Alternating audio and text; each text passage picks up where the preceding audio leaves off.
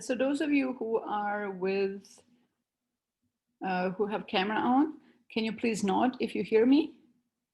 Okay, thank you. So let's start with some logistic things about the course. Um, let me remind you that the labs have started.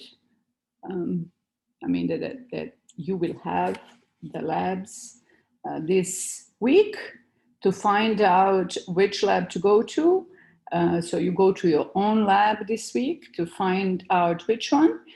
You go to your zone, somewhere in your schedule, you should see the lab that you registered for and the time it is, to find a Zoom link to join for your, let me share the screen.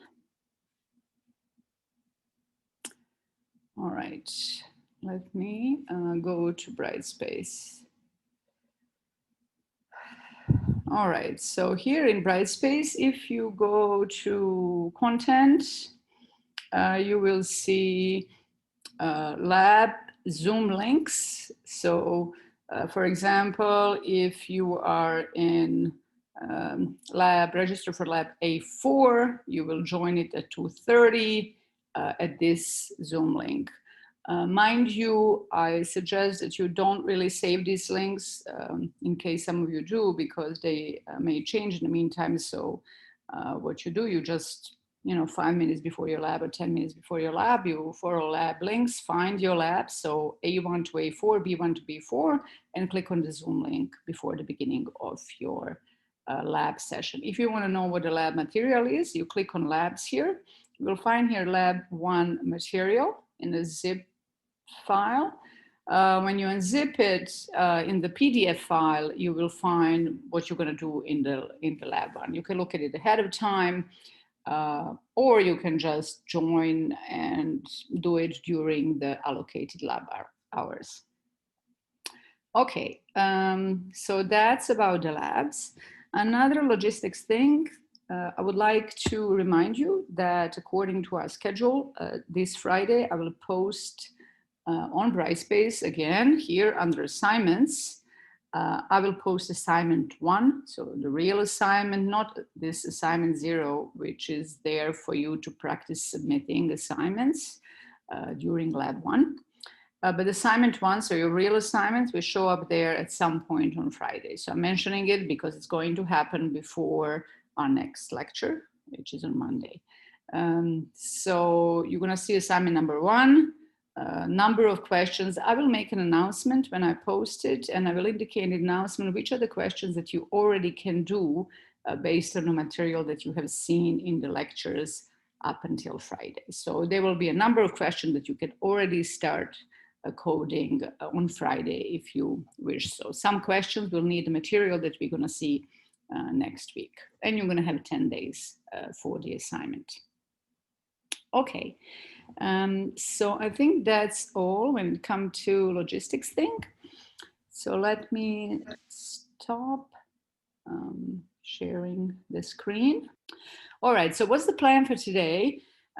You have seen that in the previous lecture, we have seen that Python has some built-in functions that you can use it yourself, such as print, absolute value, type, and so on. So you have these functions that somebody else coded. So somebody else designed and coded, and then you can use it by just making function calls. All right, so the goal today is that we learn how to make our own function. So once you design and code your own function, then you can use your function. You could call it exactly the same way you were calling Python's own built-in functions. Okay, so that's the goal for today, and that's what you're going to have to do in your assignment. You will have to design about 10 functions. Okay, small functions for your assignment number 1.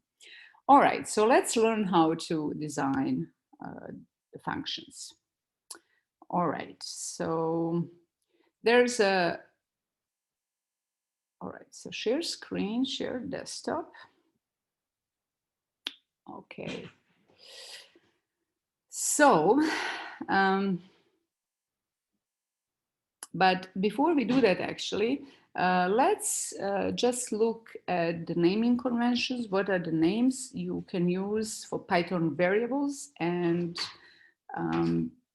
functions, for the names of the functions, because we're going to be naming functions, but also recall or revisit Boolean expressions, because we really just glossed over it in the previous lecture. And this is something that you need to know. It's in the core. I mean, it's a type of logic that is core to programming. And if nothing else is going to be, you need to do it in assignment number 1. Okay. So what did we do last time? This we spent quite a bit of time on, which is algebraic expressions. We learned all of these things that Python knows how to do, from arithmetic operations, including integer division and mod operator or remainder of division and exponentiation. But we spent, as I said, we went very quickly over a Boolean expression. This part we actually did do the simple Boolean expression. What I mean a compound Boolean expression. And in one of the section, there was actually questions about that. So what are the Boolean expressions? These are the expression whose result is true or false. So 2 values, right? So the simplest example of that is 2 is less than 3. The result is true. 2 is greater than 3. The result is false. So here is what we have here are the Boolean expression that are using comparison operators, but we don't necessarily have to use comparison operator for the Boolean expression. Although right now, nothing, I can come up with example 1. For example, you can ask, here's a Boolean expression that is not using comparison operator. You can say, is the number 2 in set S? The answer is true or false. Okay, so you can have, we will see later on, this in operator that is letting us know if something is in the set. Okay, so when you have a comparison operator, in order to determine the result of the expression, you need to know what's on the 2 sides of comparison operator, right? If we have a greater than, I need to know what's on the left of that and what's on the right of that to determine the answer. Therefore, if on the 2 sides of the comparison operator, if on the 2 sides you have some expression, they have to be evaluated first before you're going to be able to determine if the result of the expression is true or false. Okay, so for example, here you see that we have equal, the comparison operator is equal, but we have 2 expressions on the left and right side. So obviously we have to evaluate them first before we are going to compare the 2 numbers on 2 sides, which comes naturally to this, explains why algebraic expressions are evaluated first, and then you evaluate the comparison, because you need to know what you are going to be comparing. Okay.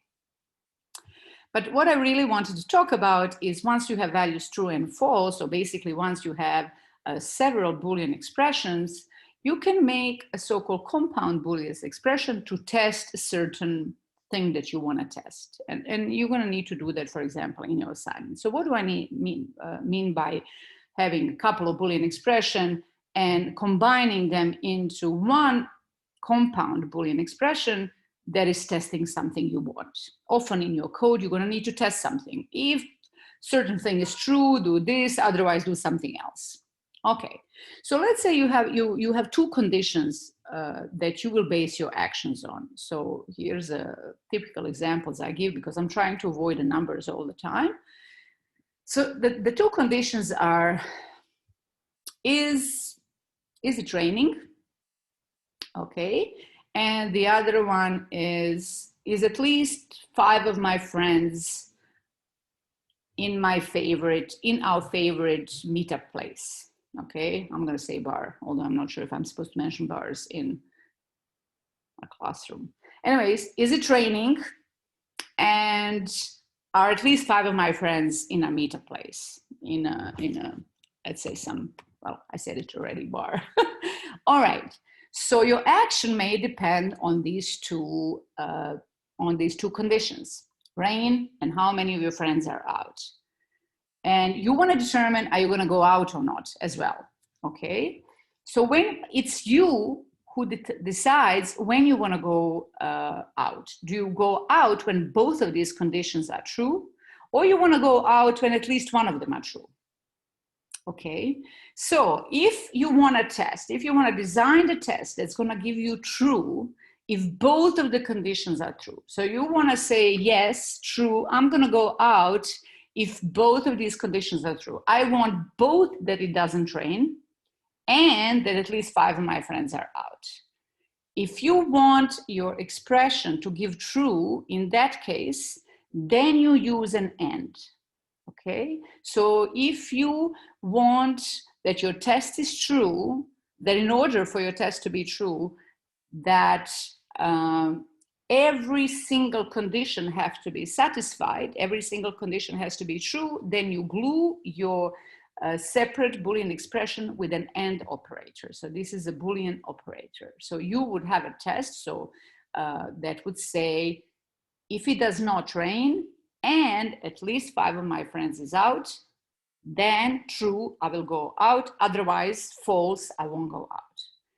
If you are satisfied with only one of these conditions being true to go out, then you glue the two expression with or. Okay, so if you want a joint expression to be true, if at least one of the Boolean expression is true, then you glue them with or. It would mean that in this example, it would say, if it does not rain, or at least 5 of my friends are out, I will go out. Okay, so then I can ask you, okay, if it doesn't rain, but 0 of your friends are out, will you go out? The answer is yes, because the first condition, at least one of the condition is true. You glued it with or, at least one of the condition is true, which is it doesn't rain. And then you get that the whole thing is out, you go out. Okay, so when you have more than one condition to test, you need to determine, based on what you're solving, do I need all of these conditions to be true for me to get truth, or I need at least one of them to be true to get truth? It really depends what you're trying to solve. If the answer is yes for the first one, you want truth only if all of them are true. You glue your Boolean expressions with and. If you want to get true expression, if at least one of them is true, then you use or. Okay, so the Boolean operators for putting together more than one Boolean expression are and or. There is one more Boolean operator called not. It just negates the expression. So for example, the result of this expression here is you first do what's in parentheses, so 3 less than 4, it's true, and then you negate it. Not of true is false, so the result of that expression is false. Okay, so let me go to Python, to IdleWriter, to show you this in a terminal that actually Python knows all of these things about Boolean expressions. But let me open the terminal. I think Python shell terminal. It's also called, there are many ways to call this. It's called console, terminal, but it says shell here, so I'm going to try to stick to shell. So, okay, so we are here in Python shell. So let me show you, what was it that I wanted to show you? Yes. So you see, we said that if you have true and true, so we notice that these two values are also Boolean expression. The result of this expression is just true. So when you glue two truths, so when you have two true Boolean expression and you glue them with and, true and true, you get true. But true and false, you're going to get false, because in order to get true, you need all the expression to be true, okay? And here we have one false, so we get a false, false, and true is also false, and false is false. So you see this from this actually even has a name. It's a Boolean table, I forgot. So you see here, the only time you get true is if all the expressions are true. In all the other cases, you're going to get false. So, and to get a true, all the expressions have to be true. Unlike or, where at least you're going to get true if at least one of the expression is true. So this is going to result in true, false, and or true is going to, except that I misspelled this. Also true, you're going to get true. Also true or true, at least one of them is true, so you're still going to get true. So you're only going to get false when none of them is true. Okay, you're going to get false if you're using or operator. All right. Since in the previous class I was asked, why would you give me an example, or when you would use not, why would you ever do that? Let me give you the same example and about Boolean expression with the same example that I did in the previous class. And Nea, I'm going to be taking the questions in the last 5 minutes of the class, so please remember your question, because in the last class I didn't manage to get far enough, so I'm going to be taking questions in the last 5 minutes. All right, so here's an expression. So suppose that I ask you to write a Boolean expression, a compound Boolean expression, to test if the number, if a given number is strictly less than 100, sorry, strictly less than a 0, I want to know, or the number is strictly greater than 100. So I want to test if some number falls in these categories. Okay, so there are two ways to do this. So I'm going to assign something to it. It doesn't really matter, and typically you don't know what X is. That's why you're testing it. Okay, so maybe user entered it or something like this. So let's write the obvious one first. So you want to test that. Let me write it in a comment what we want. X, I want to get true if X is less than 0 or X is greater than 100. Okay, so well, even in English, so in this case, the Boolean expression is obvious, this one here, because basically it sounds exactly the same in math as it does in plain English, and that's not necessarily always the case. All right, so the expression is X less than 0 or X greater than 100, right? We want one of these to be true, and we're going to get a truth. We want to know if the X is in that range, okay? And we get true just because in this particular case, I picked X to be 30. So one Boolean expression that tests if the number is in that range, minus infinity to 0 or 100 and plus infinity, this is a Boolean expression that tests it. Okay. Another way to test this, and sometimes that is much more natural, is to test if you are not in the range that you don't want. Okay, so what is the range that I don't want? I don't want my number to be in the range 0 to 100. Okay, so instead of testing, am I less than 100 or greater than 100, I can test, am I not in the range 0 to 100? Okay, if I'm not in the range 0 to 100, that means I'm outside of it, right? It means I'm less than 0 or bigger than 100. So completely equivalent expression to the one here is the Boolean expression when you're testing, am I in the range? So am I greater than equal to 0 and less than equal to 100? All right. Am I not in that range? Okay, so this Boolean expression here and this Boolean expression here are completely mathematically identical and program-wise identical, okay? This one is asking, am I not in the range 0 to 100? That means you're gonna get truth when you're outside of that range. Okay, let's just pause a little bit and understand why we use and here. If you want to test if the number is between 0 and 100, then you will only be in the range 0 to 100 if the number is both bigger than 100, bigger than 0 and smaller than 100. Both have to be true for you to be in the range 0 to 100. Since you need both to be true, then you put these two expressions together with and. Okay, so here's an example of some things that you may see. I would ask you that you pay quite a bit of attention to Boolean expressions. they can be arbitrarily easy, but they can be also arbitrarily difficult. I can give you arbitrarily difficult Boolean expression to write. So just try to develop some way to understand and be able to design Boolean expression as part of your assignment.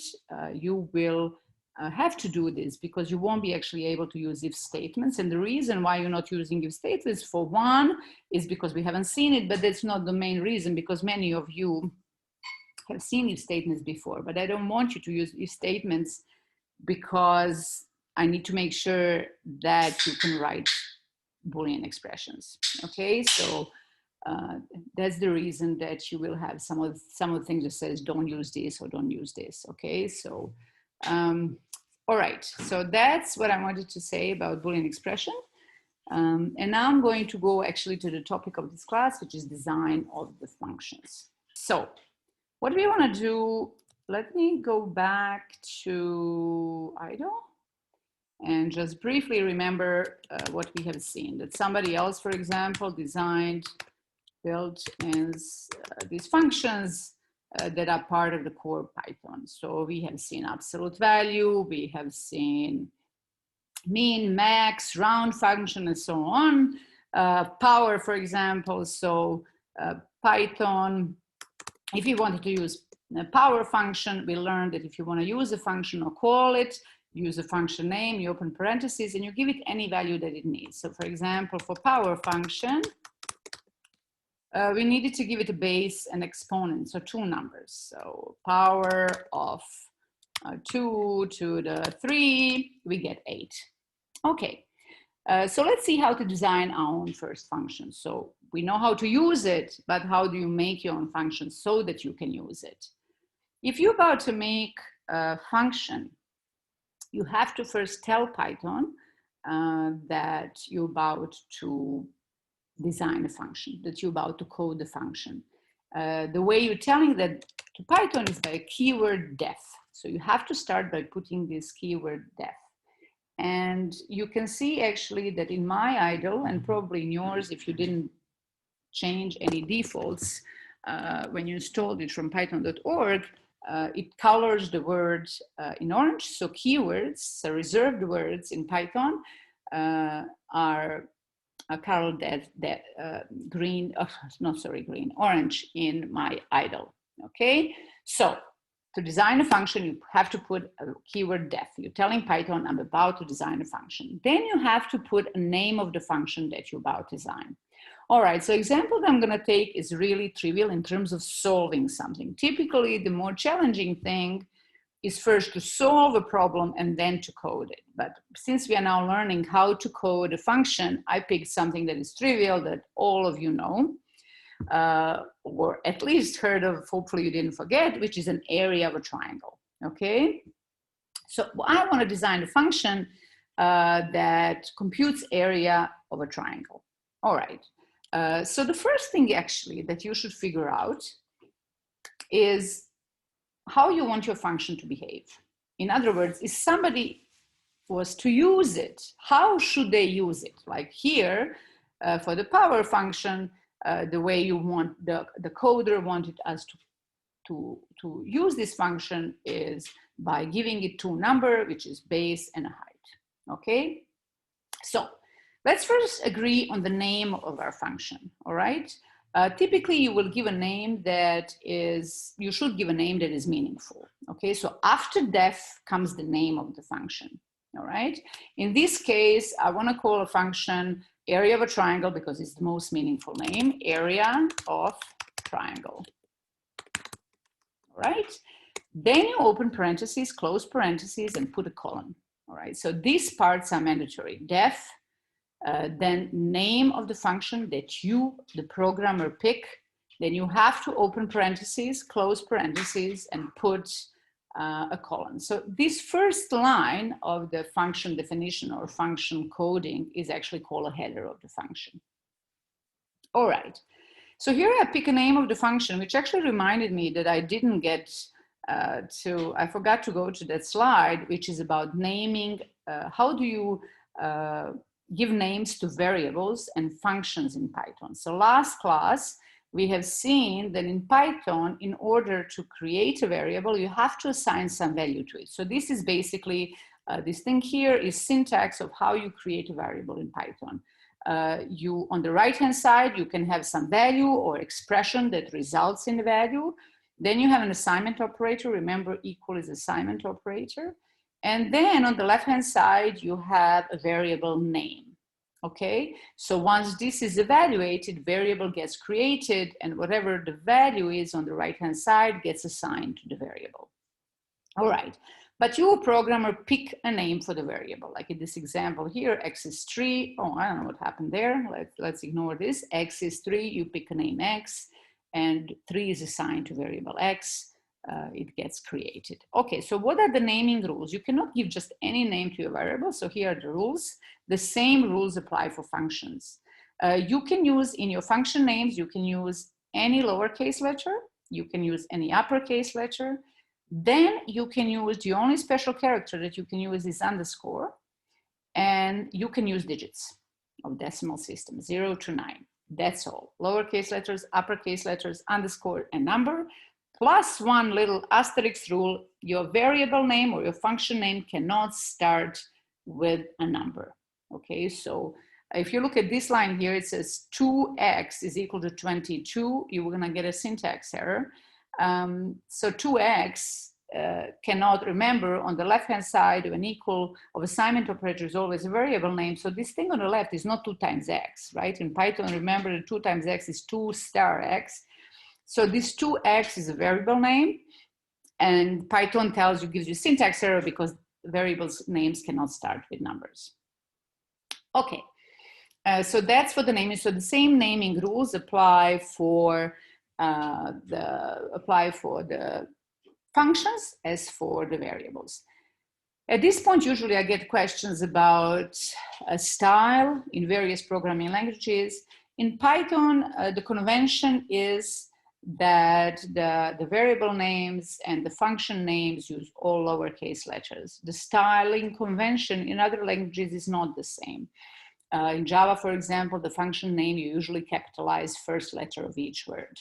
Okay, so I'm not going to spend the time in the course describing the conventions, but if you plan to work in this, it would be good that you're familiar with the style, because that's another thing that increases the readability of the code for yourself and for the others if they're going to look at your code. Okay, so and that styling convention for Python you can find in this document on python.org, not this one, sorry, I'm going to close this. It's called, on python.org, you're going to find a document called PEP8, which is a style guide for Python code. It's going to talk about these conventions. Okay, so with time, and if you plan to be doing this, you should get familiar with the style guide for Python. All right, so let's go back to designing our first function. All right, so we decided that our function is going to be called area of a triangle. Well, I decided it should be called area of a triangle. It sounds like a reasonable name. All right, so to compute an area of a triangle, I need some pieces of data. So what do I need to compute area of a triangle? So usually in the classroom, I ask the question, many hands go up and they say base and a height, okay? Yes, that's true, and that's the version we are going to use. But in general, this is not necessarily the only thing that gives you area, that determines the area of a triangle. It could be that somebody wants you to design a function that computes area of a triangle given 3 sides, okay, the length of 3 sides. So you need to understand what are the requirements, what do you want, or what is it that somebody else you're making the code wants. Okay, but we're going to stick for the simplest one, for the formula that everybody probably knows, which is area of a triangle given a base and a height. Okay, so our function is going to need 2 pieces of data from whoever is going to use it. Actually, very similar to this. Whoever the coder of the power function said, I will need a base and the height. From the user. Okay, and remember that if the user gives me 2 pieces of data, if I'm going to use it, the only way I can use it is if I store it. And the only way to store it is to put it in a variable. So the first thing, this comes to these, this brings us to these parentheses. What goes to these parentheses, if anything, okay? How do you determine that? You ask yourself, how many pieces of data do I need? In our case, we need 2 pieces of data, base and height, okay? Therefore, I need 2 variables to capture those 2 pieces of data. Sometimes, by the way, you may not need any data from a user, okay? You may see, oh, this function just draws a star. Okay, so I don't need any data from you. I'm gonna call a function like this, and inside of here, I'm gonna code how to draw a star. Okay, but let's go back to what we're actually doing right now.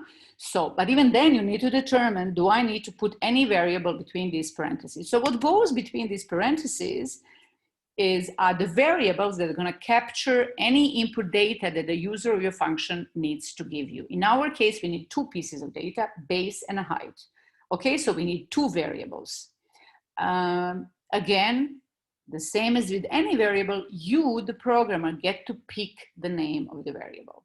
And you should pick reasonable names, okay? So if I want the first number to be base, I'm gonna pick the variable name base. The second variable that I'm going to put here, that's gonna capture the height, I'm going to call it height. Okay, so we are now actually done with the header of our function. All right, but before actually I even done this, what I should have done is the first thing that you should ask yourself is, how should somebody use my function? If it was already coded, how do I imagine it should be used? So you come here and you say, what I want to happen is that somebody, when they're calling my function, they call it by the name. Okay, I already have a name, and I need 2 pieces of data. I need a base and a height. Okay, so I want, for example, that if I pick base, if they do this, so they give me 10 for the base and 1 for the height, I want, when I press enter, that it displays the area of the triangle with the base 10 and height 1. Okay, area of such triangle is 5. Base times height divided by 2. So what I want to happen when I press enter, that 5 shows up. Right now, what shows up is area of triangle not defined, because we didn't even code this. I didn't even run it. So Python has no idea. It tells me it doesn't know what this function is. Okay, so this is what I want to happen. All right. So what happens is that once I design this function and somebody calls it, 10 will be assigned to variable called base, 1 will be assigned to variable called height, and then inside here goes the body of the function, your code that actually does the work. Body of the function comes here.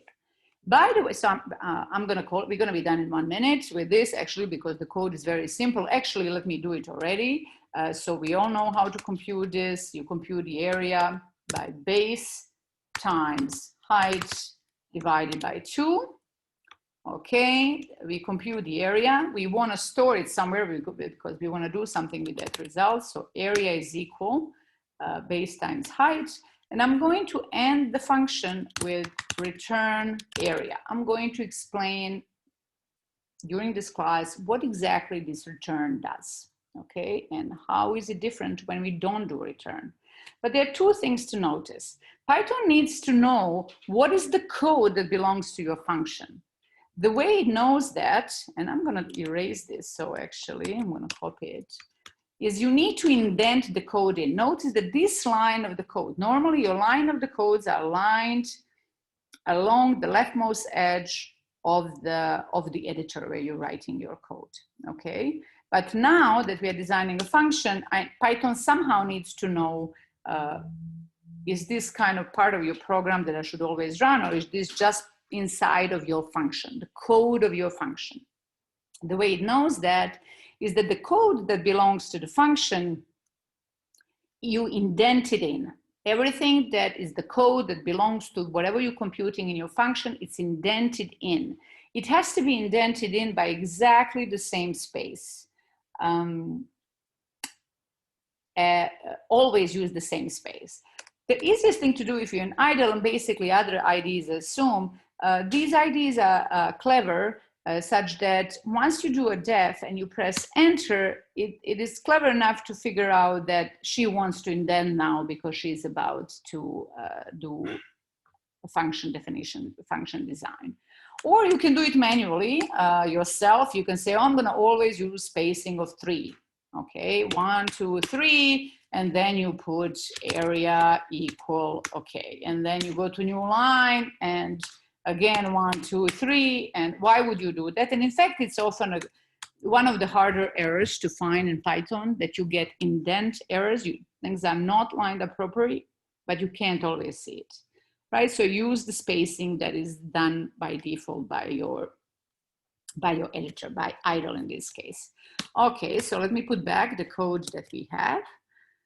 Another thing I wanted to mention, by the way, is that these two variables that you put in the header of the function, that you, when you're designing, so let's focus on it again. So when you're designing a function between these parentheses, you need to determine if you need 0, 1, 2, or more variables. These variables that you put between the parentheses as part of the header of the function, they have a special name. Normally,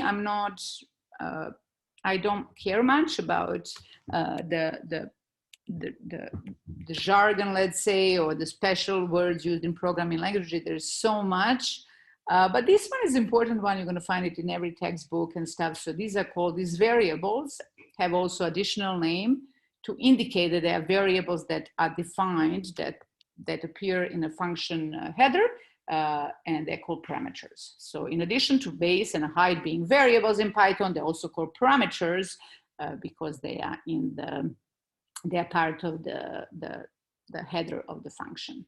Okay, so let's go here, and finally we design our first function. Let's try to use it. Okay, so if I go back here to our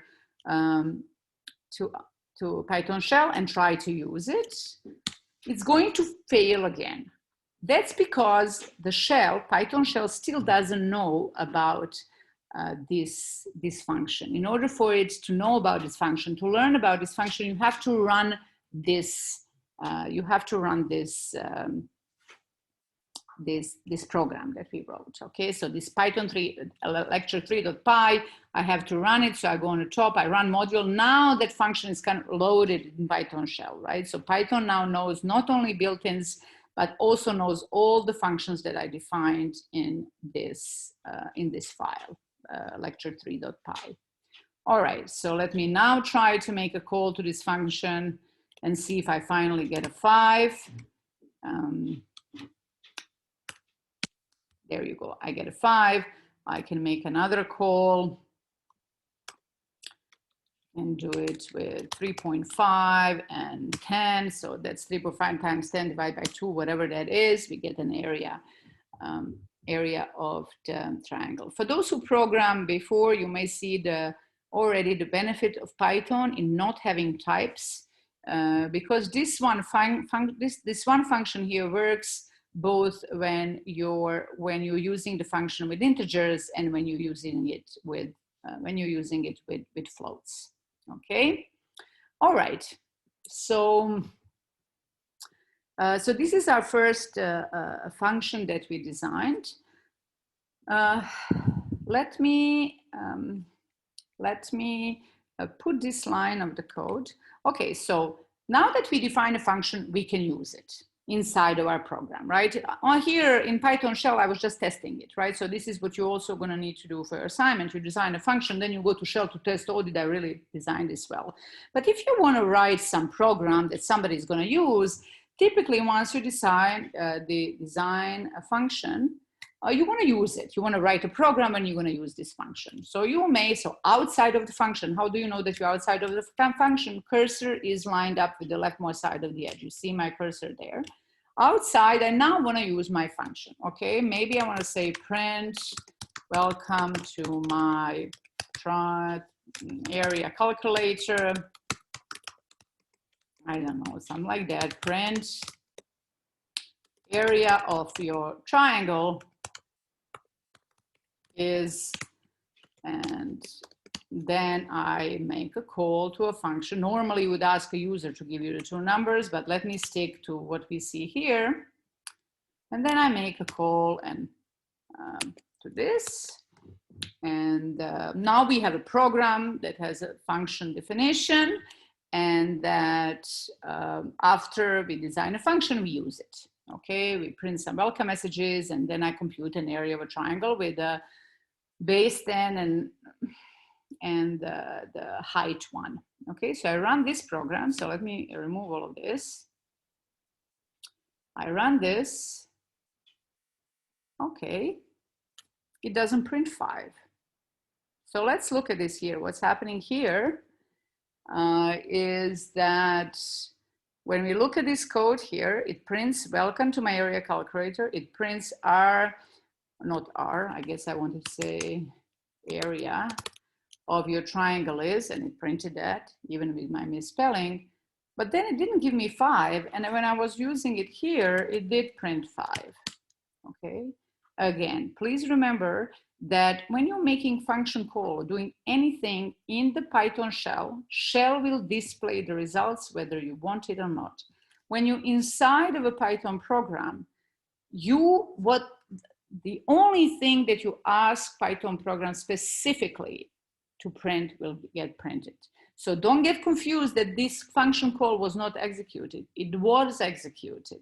But then you didn't ask Python to print the result. If you want it to not only to execute it, so this here makes a function call and asking you execute this function with base 10 and an area and a height 1. But if you want it printed, then you can do something like this. Print.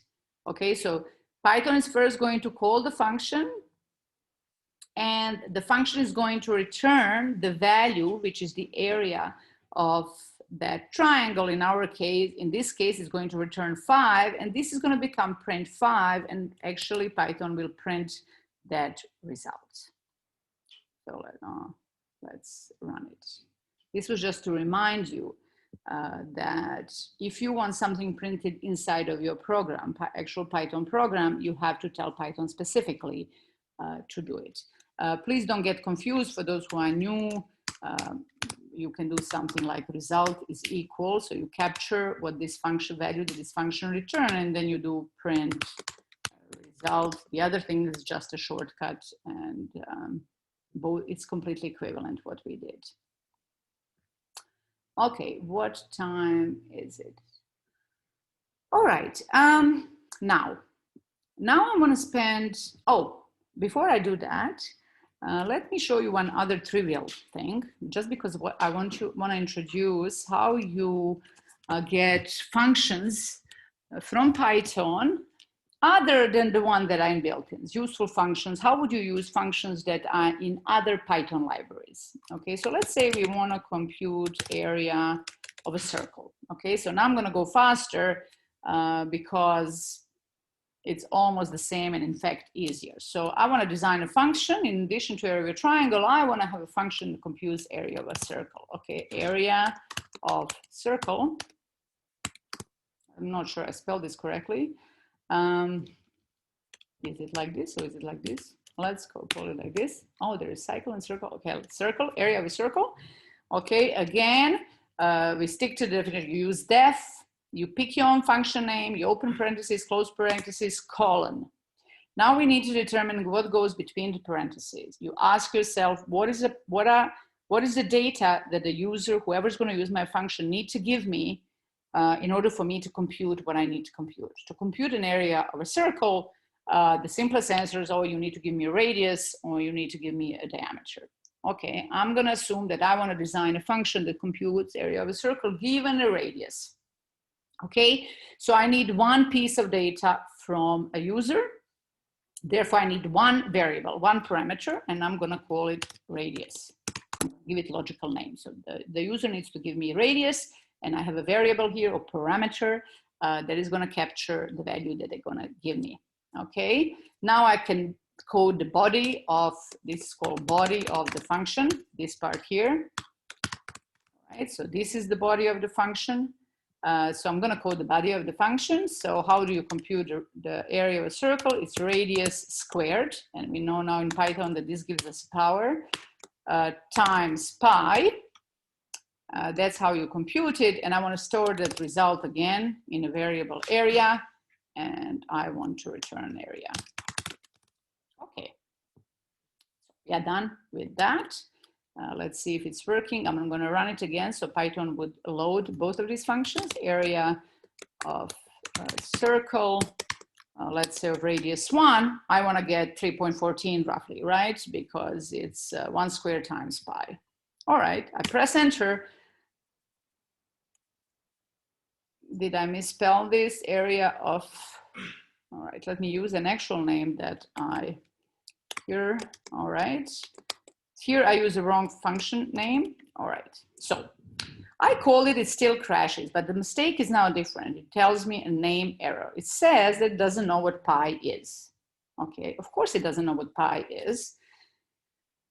So let's look at this function call. Here, when you make a function call, this value that you are sending to the function gets assigned to the parameter, to the variable radius. So what gets executed actually is radius is equal to 1. So Python is not going to complain about the radius because radius is equal to 1 creates variable called radius. Then it comes to this line here and it wants to do radius, which is 1 squared, that's 1 times pi. It doesn't know what pi is. Pi is the name of a variable and it's not defined and giving you name error. Okay, so to fix this, it's easy. You can just assign pi, just create pi yourself. Say it's 3.14, well, not 2.14, but 3.14. But actually some of these constants are so common that they are part of Python. And in fact, this constant pi is part of the math library. Libraries in Python are called modules, by the way. So library, module, same thing.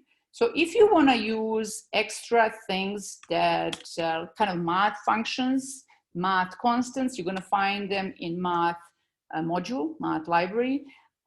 So the way to include math library in Python to include is to use another keyword, which is import. And the name of that library specifically is math. So you import math library. In fact, let's do that since we are learning about it. Let's do that in the shell. All right, so I do import math. And I want to know what functions and constants are available in math. And remember, when we were doing that with the built-ins, we used a function called dir, except that for built-ins, we asked for it by typing built-ins, underscore built-ins. It gave us all the functions that are built in Python. If you want to know what the functions and constants are available in the math library, first you have to import it, like we did in the shell.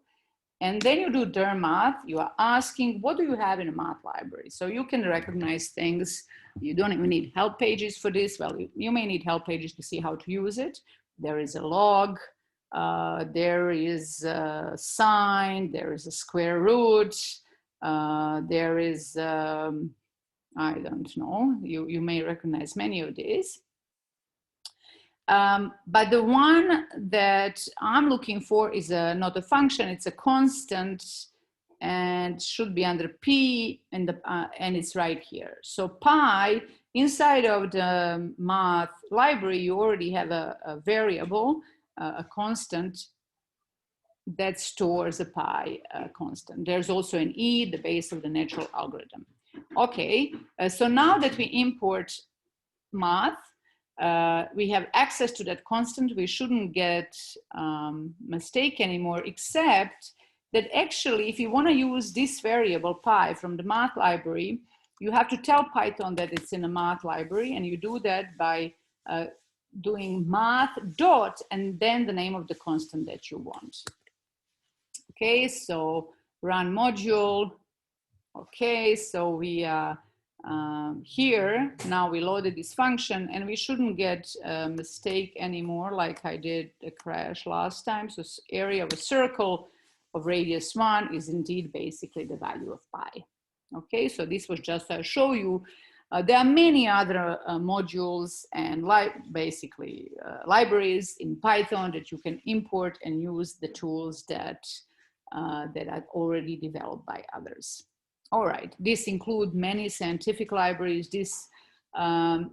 There's also some gaming, but then I think you have to, if you want to use Pygame, you have to install extra stuff. I don't think you can just use import. At least it used to be. When I tried it a couple of years ago, it wasn't enough to just import Pygame. You had to first install some stuff. And for the longest while, it wasn't compatible with Python 3. So I gave up on trying to use it in the class, but that's a separate topic. Okay, so this was just 2 examples, the simplest thing of how you design your own function and how you can use it. But let me go back to this. This return, what does actually return do? For those who programmed before and who learned programming not through Python, the other programming languages, I would think that's the only advantage for the beginner, is that they force you to understand what return does. In other words, because you have to declare the types of the variables, in particular the return type of a function, other programming languages simply would crash if you don't understand the difference between this and this. So we have 2 functions. Okay, so let me explain this. First of all, what did I just do? We have now 2 functions. Both are completely correct. Okay, one of them, and please pay attention to this, because you will have exactly the same wording in your assignment.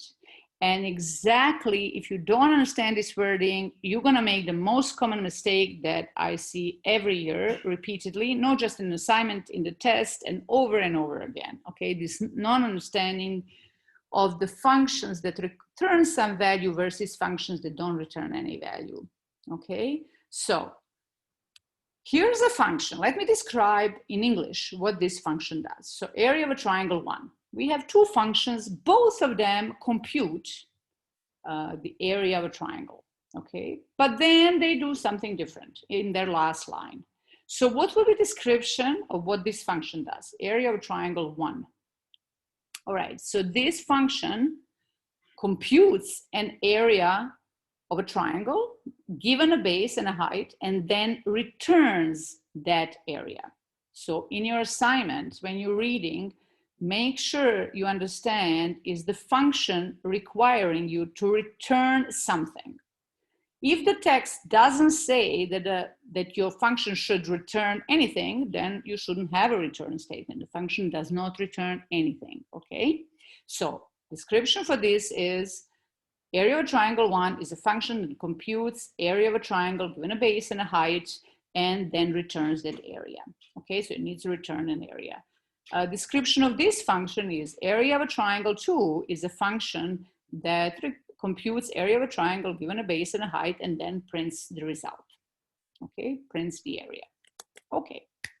So in English, hopefully understand the difference. You may not understand the difference because if you are new, you still may not understand what return does, okay? This one should be easy. This one displays the area.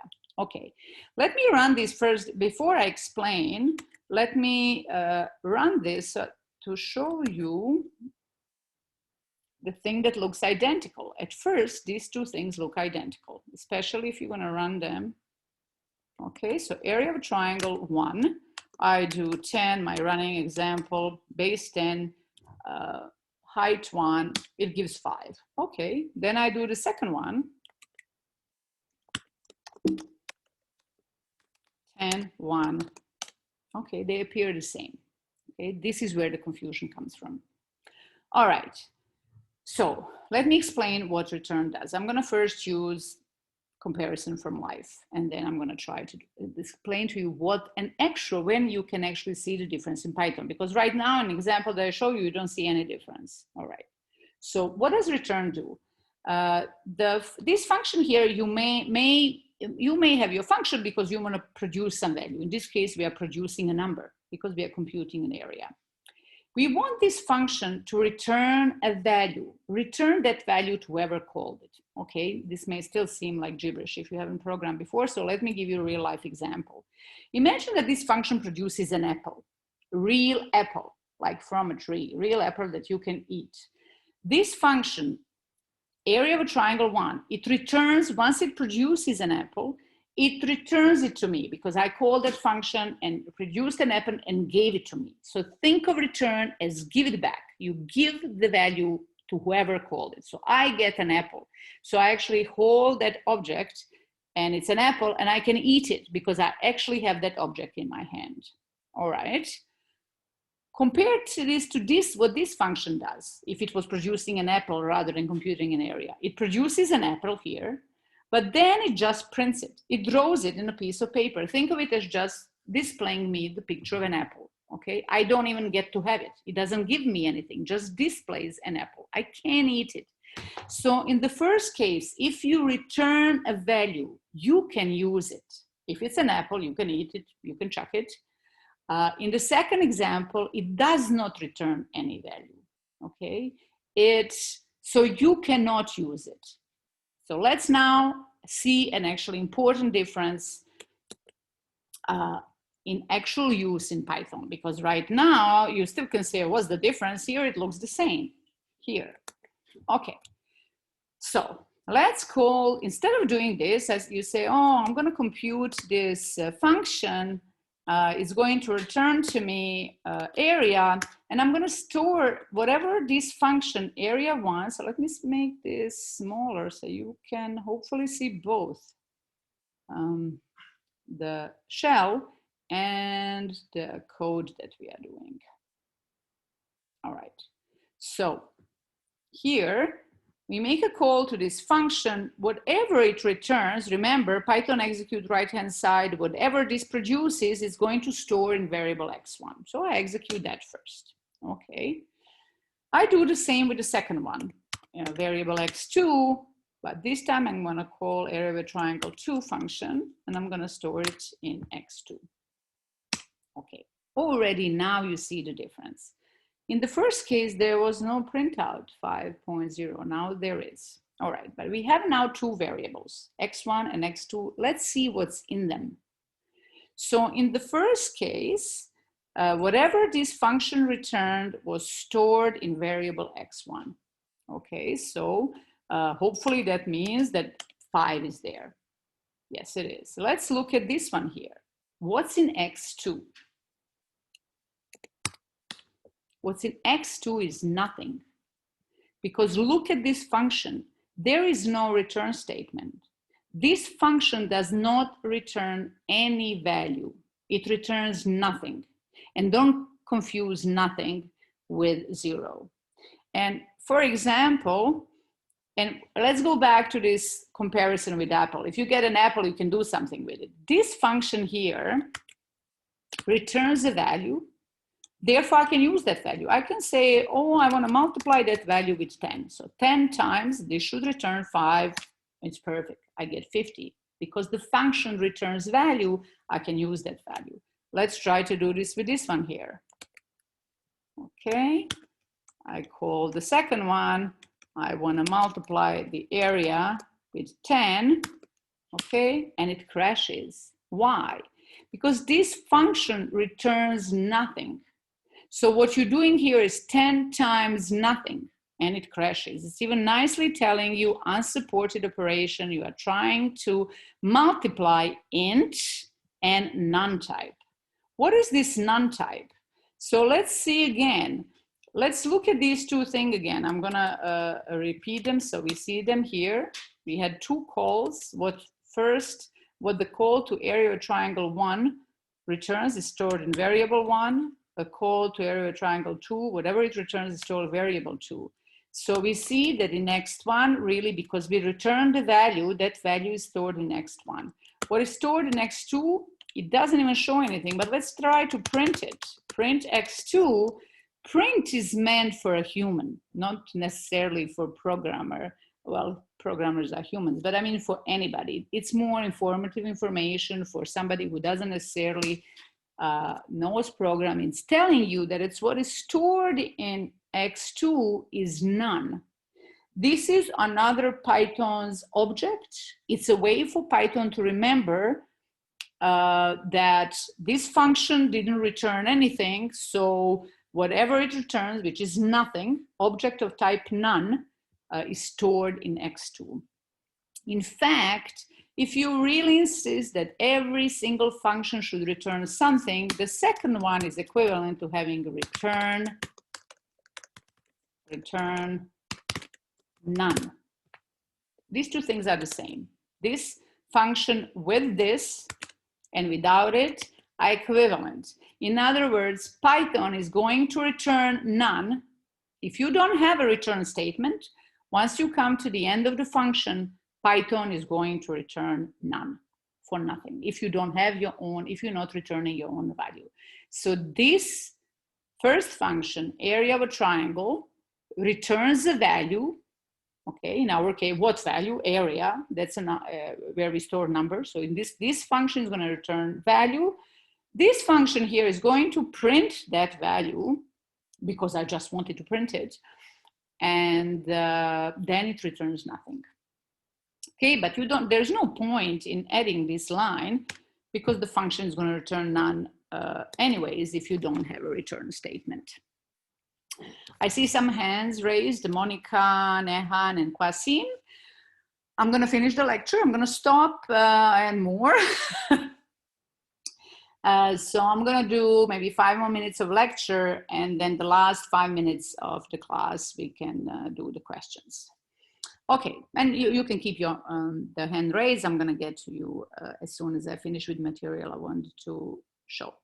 Okay, so again, what is very important to understand here is the difference between return, a function that returns some value like this one here, and functions that don't return values. So you may wonder, why wouldn't you always return a value? Well, sometimes you may not. Here's an example. I want a function def draw square. Okay, let me draw a square. Print. Okay, print.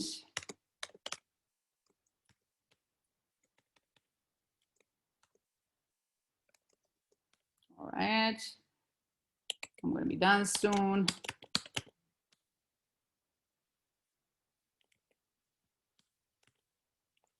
Okay, let me run it to load this. Now I can call this function. Notice this is one of those, it doesn't have any parameters because I don't need any value. I just want a function that draws a rectangle. I call that function without sending any values. I press it and it draws a rectangle. Okay, so just in case you had a question about why would you not always return the result. Anyway, so this is something to understand. If my explanation was not super clear, look in your textbook. I will give you more examples in the lab next week and so on. So this is something you really need to understand, the difference of the functions that return some value versus the functions that don't return some value. For those who haven't programmed before, here's why all of these students who come in from other languages don't have issues with it, because this wouldn't even compile in other languages. If you're returning a value, which is an integer, you would have to put an int here inside of the, as a part of the definition. And if you have a function like this that doesn't return any value, you would have to put a void in front of the area of a triangle to indicate that the function void doesn't return anything. Otherwise, you would be forced to figure it out. In Python, you can just continue and not even realize sometimes the difference, which is what happens all the time. In other languages, you can't even move on because this wouldn't even compile. You will get a syntax error and you can't even move, so you'd be forced to understand it. So let's put an effort to understand it without being forced and making mistakes and losing points and stuff like this. So put some effort in trying to understand this. Okay, so for the end of this class, I want to show you how, what happens when you make a function call. Okay, so this is very important. I'm going to introduce you to a tool. So for the last 5 minutes, I'm going to introduce you to a tool called Python Visualizer. that I hope you're going to use not only in my class. I heard from the students that they continue using it throughout your study, in particular in the next course in Java. They also, the same web page has a Java visualizer. This tool, right now, I just want to show you what happens when you make a function call. In particular, how are the programs executed? You need to understand that. How are the programs executed when you press run? What actually happens? What line gets executed one by one? Okay, for example, that will hopefully explain to you that, you know, if you just have this thing here and I press run, why it looks like nothing happened. Okay, so for now, I'm going to show you Python Visualizer just to explain how a program is executed. But the reason why you will hopefully continue using it is that it's the best way to understand how memory works while you're running your program. And that part becomes critical, especially when you get to lists, which are called arrays in other programming languages. You will be somehow forced, if you're going to program well and understand what's going on, you need to understand what's going on with the memory, and this Python visualizer is the best thing for that. Okay, so let me copy this and go to, so you type Python visualizer, you can even spell it like I do all the time, but it's going to take you to the right place. Okay, I'm using Python. What is important is 3, but you see here that you can later on, when you program in other languages, you have a visualizer for Java, C, C++, so on. Okay, so here's what I want. I want to see what happens if I have a program like print here, the area of triangle is, let's see how the program that, what happens in the memory? How is this program actually executed? So let me now make a function call like we did. So we have a little program. I want to know how it's run and what's actually happening. Okay, so 10.1, my running, I make a call to this function. I store the result that it sends in a variable result. Actually, let's forget about this one, print. And now I print that result. So I keep it as simple as possible. So here's the simplest possible program that I can think of. All right, so I want to run this program, and I want to know how is program ran. Oh, is ran, yeah, past tense. Okay, so you type your program and do visualize execution. Okay, so let's understand what's going on. On the right-hand side here, Python is going to show you what's going on as you execute program. But on the left-hand side here, you see your program. The right arrow is telling you what will be the next line to execute. Okay, so we learn, and this is logical, that the next, or the first in this case, line to be executed is line 1. Okay, it's going to execute line 1. All right, so at this point, and I'm gonna let you, well, let me just tell you, and then I'm gonna let you unmute yourself. So in this point, I always ask students, okay, so Python is gonna execute line 1, and then the red line is gonna move to the next line that's going to be executed. You notice that this visualizer labels the lines from each line with a number. Okay, so my next question is, where is the red line going to move next? What's going to be, so it's gonna execute line 1. What's going to be the next line that is going to be executed? Almost always, by almost everybody here, I get an answer 2, that line 1 will be moved to 2, but it does not. And it's actually logical, and I'll just explain it, but let me first demonstrate what happens. So here on the right-hand side, you see what happens. So the Python executes line 1. In other words, it just learns that a function with name area of a triangle exists. So this is live program being ran. It's showing you what it currently knows your program. It knows that a function called area of a triangle exists. So in other words, when you make a function call, it's not going to give you a syntax error. All right. For those of you who thought that it should go to line 2, let me demonstrate it doesn't make sense to go to line 2, because in line 2, you would need to do base times height. But what values? You haven't made the call yet. These variables, first of all, don't even exist. So there's nothing to execute. This is what you should always remember.